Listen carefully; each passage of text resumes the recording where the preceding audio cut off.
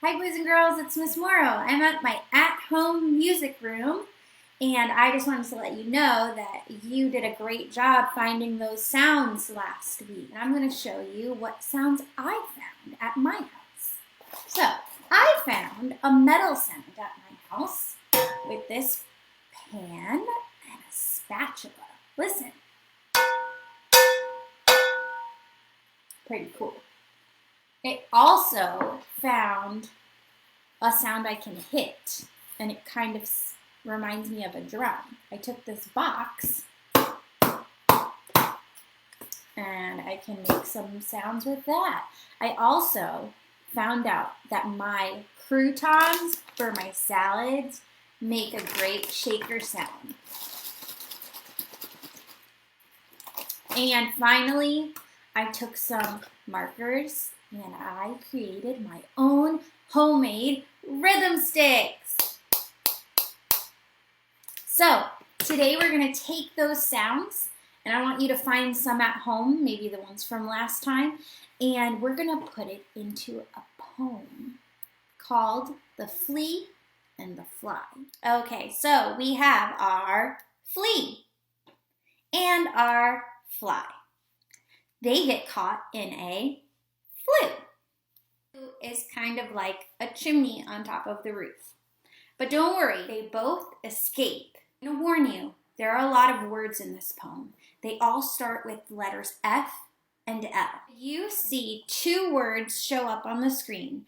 That means we have two different words with different meanings, but they sound exactly the same. Our first word is flea, which can be like a bug, or flee like we're running away.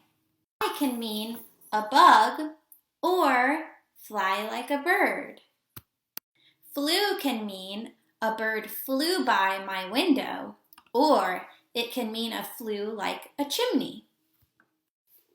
A flaw can be a defect, like if you bought a Hot Wheels car and there were no wheels. Or a flaw can also be a strong gust of wind. Now we're going to use these words in our poem called A Flea and a Fly. Listen to how I do it. A flea and a fly and a flue were caught, so what could they do? Said the flea, let us fly, said the fly, let us flee, so they flew through the flaw in the flue. Now pause the video and see if you can learn those words at home. Let's try it together. A flea and a fly and a flue were caught, so what could they do? Said the flea, let us fly, said the fly, let us flee, so they flew through the flaw in the flue. Now we're going to add our found sounds. As you can see, some words are underlined, some have a square, some have a circle, and some have a cloud. I want you to choose one shape. If you choose the rectangles, you're going to play your pan and spatula or your metal sound every time we say the word flea. If you choose the lines, you will play your shaker sound whenever we say fly. If you choose the cloud shape, you will play your box or a drum sound on the word flew.